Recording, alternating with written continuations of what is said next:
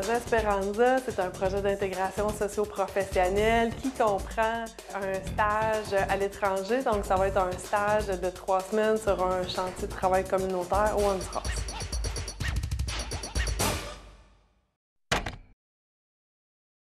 Dans le projet d'Esperanza, comme ça se passe à l'étranger, d'un, il y a une récompense au bout. Il y a un voyage, il y a quelque chose qu'on leur met. On leur dit qu'il va se passer des choses désagréables, mais on leur met ça beau. Il y a cette récompense-là, puis c'est des jeunes qui ont le désir de voyager, mais ils ne pourront pas s'en sauver. Une fois là-bas, même s'ils n'aiment pas la nourriture, même s'ils n'aiment pas l'adaptation qu'on leur demande d'avoir, ils sont là. Pas question de partir sur le pouce, de revenir au Canada, là, ils sont au Honduras. Non seulement on leur demande une adaptation, mais on va leur demander un dépassement de soi. Et c'est ça qui va changer la personne. Mais en même temps, je vois tout le travail que ça demande aux intervenants, aux coordonnateurs, et je me dis, oui, ça va être un dépassement pour moi aussi. Je vais probablement avoir à dépasser ma limite quand je vais être au Honduras avec eux, que ça va se mettre à péter à cause des chocs culturels, puis que je vais avoir à prendre des grands respires pour gérer tout ça. Puis, Consommation de cigarettes aussi. Hein? Une consommation qui est légale, là, mais qui est difficile aussi là, à gérer pour eux autres, qui envisagent là, au niveau là, de l'aéroport. On va aller à Montréal en autobus. Bon, on ne fumera pas beaucoup déjà en allant là. Là, après ça, il va falloir aller à l'aéroport, passer les douanes. On ne pourra pas ressortir fumer. L'avion, on ne pourra pas fumer. Donc, ouais, c'est ça. Ils ont vraiment une grosse préoccupation là, par rapport à quand est-ce qu'ils vont pouvoir fumer. Difficulté aussi au niveau de l'adaptation à la bouffe. Alors, c'est certain que là-bas, au pire, on s'attend à manger des friolaises 3 fois par jour pendant 21 jours. Au mieux, on aura une alimentation plus variée, mais c'est certain que les friolaises, il n'y a pas grand monde au Québec qui en consomme, là. On mange beaucoup de viande ici, beaucoup de fruits et légumes. Mes participants, des fois, ils aiment bien le fast-food. Ça dépend desquels, là. J'en ai qui n'ont aucune difficulté, ils vont très bien s'adapter à la nourriture, là, mais j'en ai pour qui là, ça crée vraiment un malaise, là, une grosse peur.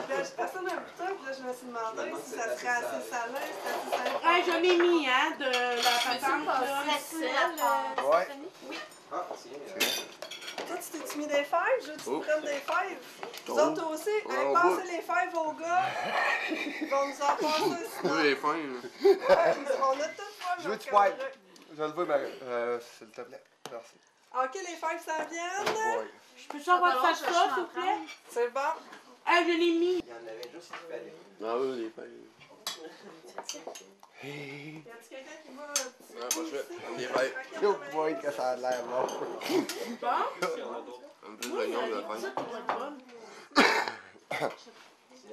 On a de la classe. Queso. Queso. El queso es viejo y pradigo. Hey, tiens, Je sais qu'un avocat à la cour, c'est avocado.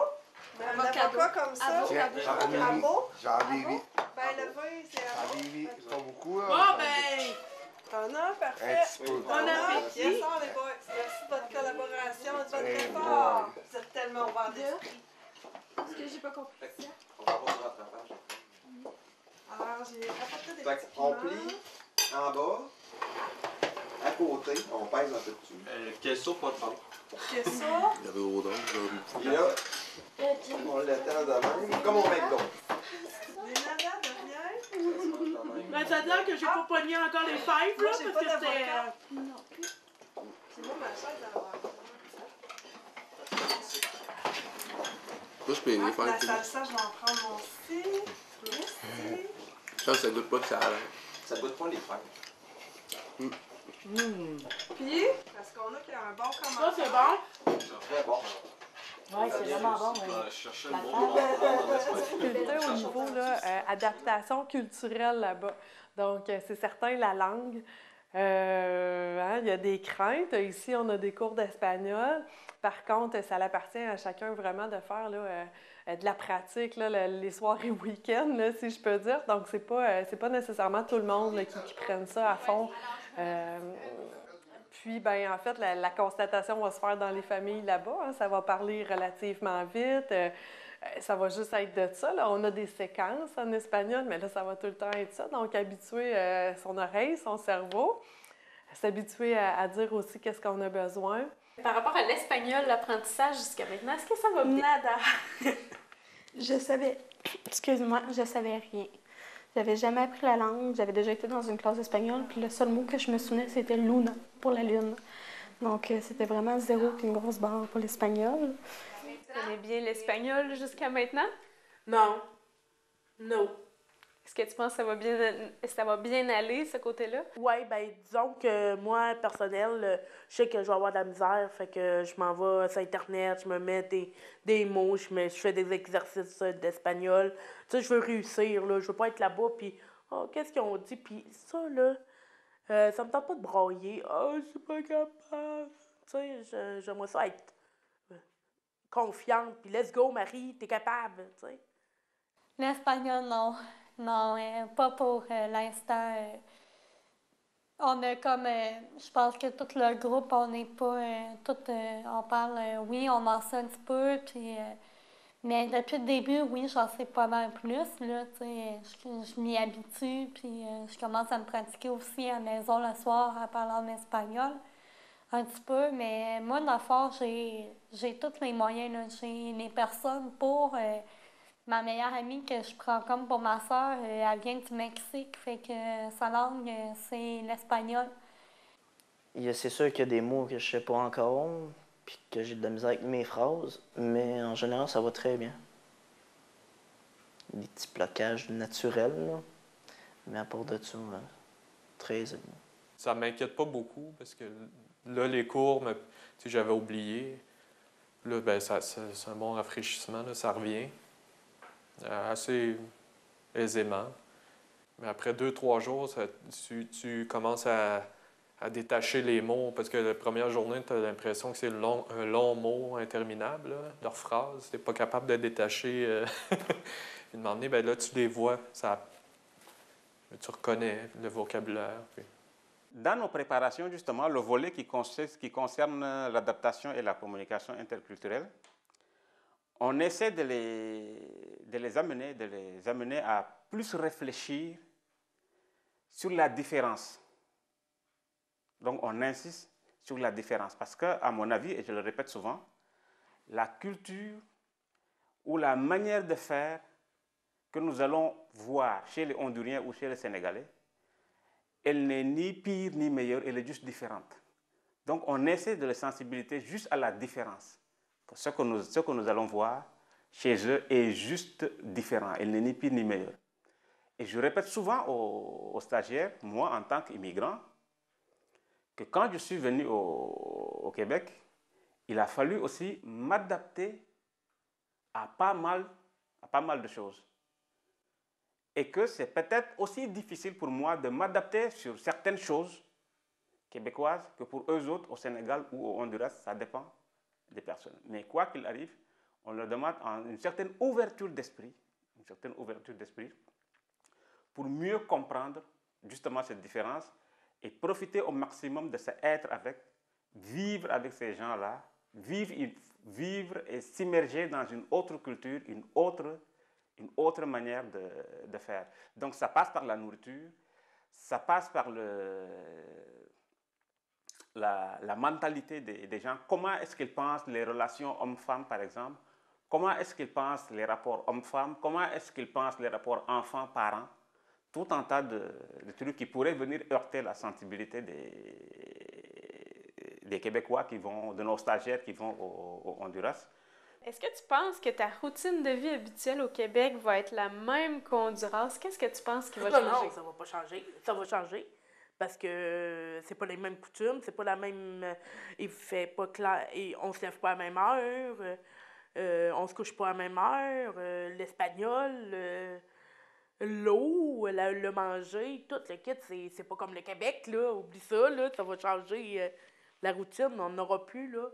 C'est pas la même chaleur, c'est pas le même climat, c'est pas les douches, les toilettes. C'est sûr que là-bas, on va survivre un choc culturel chacun, là. Pas tout en même temps, mais on ne sait pas comment que ça va arriver, mais il y en a, dans le fond, que ça peut peut-être être l'avion, leur choc culturel, ou là-bas, mais qu'on soit arrivé dans notre famille. Moi, à mon avis, ça va être plus en famille parce que vu qu'ils vont plus me parler juste en espagnol, puis il y a des mots, dans le fond, que je ne comprendrais pas. Poutine, lasagne, pizza. Ça va être dur de m'en passer, surtout de la pizza. Mais je m'attends à changer mes goûts, fait que des friolaises, ça va être bon. Faut dire ça. Comment tu t'imagines les maisons là-bas, les douches, les lits? Je m'attends douche puis salle de bain. La toilette dehors, avec un petit drap qui te cache. Les maisons, je m'attends, je sais aucun. Je n'ai même pas aucune idée.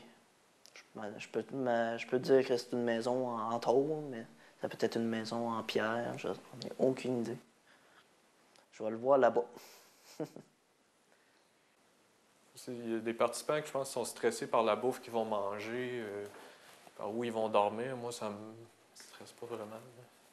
Peut-être les maladies. Là. Je pense qu'on craint tous ça un peu, d'avoir des vers qui sortent de... Ça arrivera pas. Ça fait pas partie de la liste des maladies. D'attraper la malaria.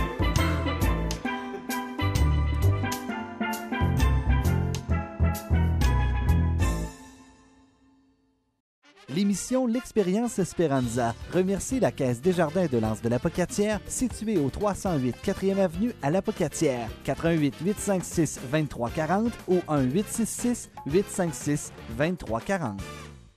Fier partenaire de l'Expérience Esperanza, la Caisse du Centre de Kamouraska est située au 620 rue Taché à Saint-Pascal, 88 492 4011 ou au 1 877 851 4011.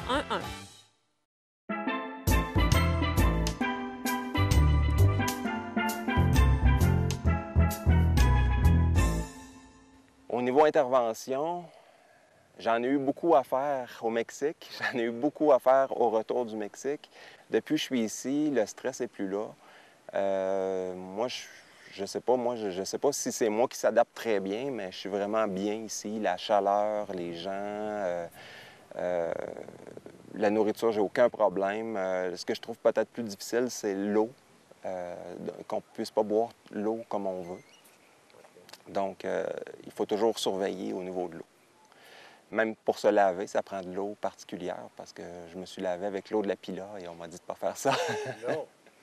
Surtout pas de faire ça. C'est bien la seule place qui t'a dit de ne pas faire ça. Tout le monde se baigne, je pense, avec l'eau de la Pila. Ah oui? Eh bien, moi, c'est l'eau du puits. Donc, il faut que j'aille chercher l'eau au puits pour pouvoir me laver parce que l'eau de la Pila n'est pas propice à ça, semble-t-il. Ah ben. OK. Est-ce que tu as des problèmes avec l'espagnol, toi? Oh, pas vraiment. C'est juste quelques mots, des fois, qu'il faut que j'aille chercher dans mon dictionnaire, mais ils sont très ouverts aussi à essayer de me comprendre, puis essayer de comprendre le mot que je dis en français, puis de l'insérer dans la phrase que j'ai dit avant en espagnol. OK. Est-ce que la nourriture fut pour toi un élément assez difficile à relever ou ça va? Au début, ça allait super bien. Ça va encore super bien. Il y a juste les friolaises que je suis extrêmement tannée.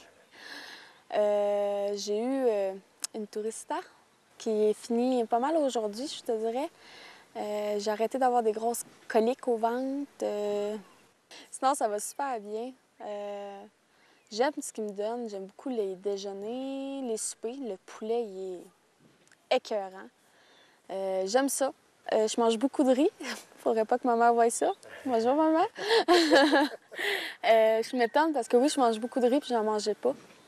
Mais je sais pas c'est quoi qu'ils mettent dans le riz qui fait que je l'aime autant que ça. Mais il est super bon. Ouais. Ben, moi, ça s'est super bien passé. Ça va super bien. Je me suis adaptée super vite. Puis j'ai vraiment rien à dire à propos de la bouffe. Elle était super bonne. Tout est correct pour l'instant. J'ai un petit peu de la misère avec ma langue, mais j'utilise beaucoup toutes mes ressources que j'ai, mon dictionnaire, puis puis toutes ces affaires-là pour essayer de communiquer puis être capable de les comprendre aussi un peu. On est au Honduras, on doit communiquer avec les autres. Comment va ton espagnol? Là? Mon espagnol va mal parce que j'ai un blocage anglais. Je pense en espagnol, mais ça sort en anglais. Je dirais que je me sens limité par rapport à... Il me semble que j'ai déjà été plus fluide en Espagne quand j'ai voyagé. Ici, c'est parce qu'ils ont un accent et ils parlent rapidement.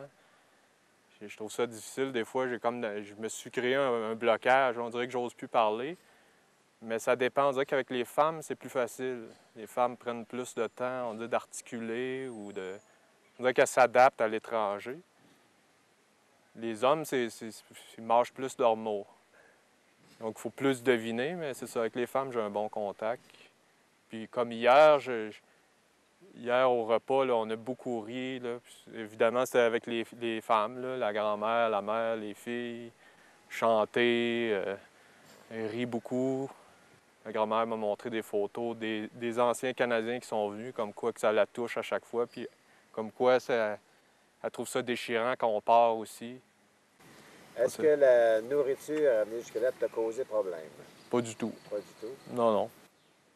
Les petites inquiétudes du début du touriste qui arrive, bon, je peux-tu manger ça? Mais là, j'ai oublié ça. De toute manière, dans ma famille, j'ai de l'eau potable. Là. Elle tient à ce que je boive l'eau embouteillée. Puis les repas qu'elle me prépare, c'est varié. Je mange jamais deux fois la même chose. Bien, jamais deux fois la même chose. C'est souvent les mêmes ingrédients, mais c'est préparé autrement. C'est des friolets, j'en mange, mais à la base, j'aime ça. Là. Pour moi, c'est pas une difficulté. Puis c'est savoureux, là, ce qu'elle me prépare. On a même fait des pancakes l'autre fois. À soir, je mange de la lasagne. Lasagne hondurienne, mais quand même. Des œufs avec du ballonné, tu sais, ça ressemblait au Québec. C'est un classique du matin. Oui. C'est certain que visuellement, ça a été un gros choc pour moi là, en commençant. Mais c'est ça. Je m'habitue à cette précarité-là. Je m'habitue aussi à la nourriture qui est vraiment répétitive. Là. Moi, en fait, je mange des œufs, des friolets à tous les jours. Ça tourne toujours autour de ça, donc je m'habitue à ça. Tâches quotidiennes, comment ils passent le balai, qui est un peu différent, comment ils font la vaisselle, qui est full différent, comment ils font le lavage, qui est totalement différent, comment ils font la nourriture, comment... Non, je m'habitue à ça. Puis je m'habitue aussi versus à mon manque d'intimité. En fait, moi, je cohabite dans ma chambre avec le couple, puis avec un jeune garçon.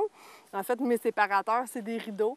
Ça fait que j'ai pris l'habitude de prendre le temps vraiment, c'est ça, tirer mes rideaux, puis quand j'ai besoin de me retirer, je me permets de me retirer.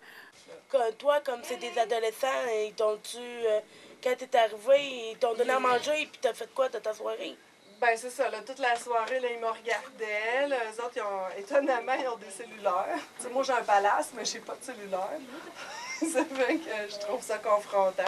Eux autres, ils ont des cellulaires. Là, ils étaient sur le cellulaire. Puis là, ils me regardaient voir qu'est-ce que je pouvais bien faire. Ils ont écouté la télé qui était dans la chambre, dans ma chambre. La télé... Il y a des waves ouais, de même que t'as juste envie de... Avec des espèces de feux de l'amour. Les feux de l'amour, wow! Moi, à un moment donné, j'ai décraché, là, j'ai fait « c'est bien beau vouloir passer du temps avec eux autres, je suis un peu tannée de me faire regarder, là, puis... tu sais, je sais parler, mais c'est ça, tu sais, je trouve que des enfants, ça vient à toi, ça veut jouer, c'est gnangnan, tu peux les flatter. Les enfants, tu les touches, les ados. Pourtant, je travaille dans une maison des jeunes. C'est pas que des ados, je connais pas ça. Là, mais c'est ça, un peu moins de conversation. Hey, tu vas trouver tout un jour long? Ben moi, je me suis dit, à matin, je suis partie plus tôt, puis j'ai fait, là, non, Marie-Ève, il faut que tu te ressentes, là. Ça fait que j'ai fait, non, je me sens bien, je me sens pas en danger, ça fait qu'il faut que tu ailles faire du sport. Ça fait que je me suis mis de la grosse musique dans les oreilles, comme quand je fais du bicycle, puis je me suis clenché les côtes, puis j'étais allée virer, puis je me demandais jusqu'à quel point je pourrais m'étirer. J'avais vraiment envie de faire du sport, là, puis de sortir ça, là. Tu as souligné tantôt qu'au niveau de nourriture, c'était d'une façon différente de faire. Est-ce qu'au niveau Adaptation culinaire, est-ce que tu as eu des difficultés avec ça? Bien, moi, j'ai des difficultés, en fait, avec l'hygiène, salubrité, là. En fait, moi, j'ai pas de frigidaire chez moi. Il n'y a pas de lavabo. En fait, l'eau avec laquelle ils vont laver la vaisselle, ils vont se laver les mains, ils vont faire le café, ils vont faire cuire les pâtes. Donc, toute cette eau-là, c'est de l'eau qui prélève dans un fossé, littéralement. Ça fait que c'est certain qu'il y a beaucoup de craintes là, versus qu'il n'y a pas de frigo, versus que je bois de l'eau de fossette. C'est ça, là. Mon corps a envie de vraiment beaucoup refuser des choses. Ça va très bien. C'est sûr, l'adaptation des friolaises est interprétée d'une autre manière, mais c'est très bon. Tu n'as pas eu des problèmes de digestion jusqu'à date? Un petit peu, oui. Mais à cause du changement de climat, le stress, puis tous les facteurs. La chaleur qui est venue se mêler de ça à travers ça? Aussi, oui. La nourriture ici? Et je ne sais pas si je suis chanceux, mais moi, tout ce que j'ai mangé jusqu'à date, j'adore ça. C'est vraiment bon. Ça a du goût, ça a une saveur. Moi, je mangeais déjà beaucoup de légumineuses dans mon alimentation, puis je trouve qu'ils ne m'en servent pas encore assez. Fait que jusqu'à date, j'ai mangé une fois de la viande. Puis, c'était très bon, mais j'aime autant les légumineuses. Okay. Fait que je m'adapte très bien à la nourriture. J'ai eu des œufs, j'ai eu des frijoles, des tortillas à tous les jours. J'ai même eu des toasts dorés 2 matins. Fait que je me compte chanceux. Puis, ils ont une espèce de fromage qu'ils me servent, qui ça ressemble beaucoup à de la feta. Puis hier, j'ai mangé même de la ricotta. Fait que très intéressant. Ah, très bien. Justement, ta famille qui te produit de bons repas comme ça, peux-tu nous la décrire et nous donner tes impressions sur ta famille jusqu'à là? Bien, moi, en fait, je reste dans une famille, mais c'est un peu un clan dans ce coin-là. Il y a beaucoup de sœurs, de frères qui vivent dans des maisons séparées. Dans le coin de Guillaume? Dans le coin de Guillaume, avec, bon, on a la sœur, Guillaume est avec la sœur de ma mère à moi, qui est Martha. Et puis la grand-mère qui reste entre les deux. Et puis ils se partagent beaucoup des choses. Donc j'ai vu ce matin que la grand-mère, elle avait un frigidaire parce que c'est elle qui nous a invités à déjeuner ce matin. Puis elle va même nous inviter à souper ce soir. Fait, je trouve ça vraiment le fun qu'ils se partagent ça comme ça. Puis ça m'impressionne aussi de voir à quel point quand les gens ils viennent se visiter, il faut nourrir la personne. Fait qu'hier, j'étais en train de manger, je mangeais ce qu'on avait préparé, les tamales. Puis eux, ils partageaient le tamales aussi avec mon père, Jesus. Puis ils disaient que c'était très, très bon, que c'était les meilleurs tamales que les Canadiens avaient fait jusqu'à date. Ah, ben voilà. Je pense vraiment qu'on avait la touche d'un cook à travers tout ça. Tu cuisines beaucoup, toi, de toute façon. Je cuisine beaucoup, mais moi, tout ce que j'ai fait, c'est laver les feuilles de bananier. Fait que c'était vraiment la recette de la dame, je pense, qui était très bonne. Puis c'est vrai que c'était bon. Oui, c'était vrai. Mais tout d'un coup, il arrive quelqu'un, mon père, il prend le tamales, lui offre. Moi, je lui offre des tortillas pour qu'il puisse manger son tamales. Puis là, bon, on sort des frioles à travers ça. Fait que c'était vraiment... c'est le partage, hein? C'est la communauté. On veut que les gens qui sont chez nous, ils soient bien, puis on s'organise pour que ce soit le cas. Je sais pas, moi, je sais pas si c'est moi qui s'adapte très bien, mais je suis vraiment bien ici. La chaleur, les gens... la nourriture, j'ai aucun problème. Ce que je trouve peut-être plus difficile, c'est l'eau. Qu'on ne puisse pas boire l'eau comme on veut. Donc, il faut toujours surveiller au niveau de l'eau. Même pour se laver, ça prend de l'eau particulière parce que je me suis lavé avec l'eau de la Pila et on m'a dit de ne pas faire ça. Non. Surtout pas de faire ça. C'est bien la seule place qui t'a dit de ne pas faire ça. Tout le monde se baigne, je pense, avec l'eau de la Pila. Ah oui? Eh bien, moi, c'est l'eau du puits. Donc, il faut que j'aille chercher l'eau au puits pour pouvoir me laver parce que l'eau de la Pila n'est pas propice à ça, semble-t-il.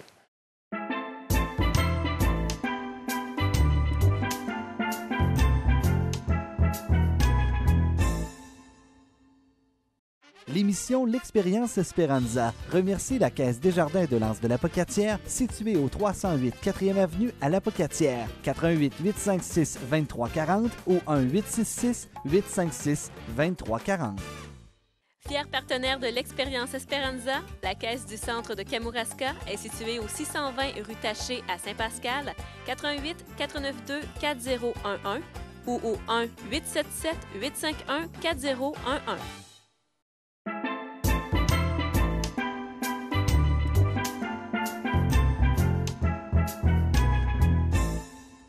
La dernière semaine, il est venu un moment où, je ne sais pas si on peut appeler ça un choc culturel, mais où j'en avais assez des Canadiens.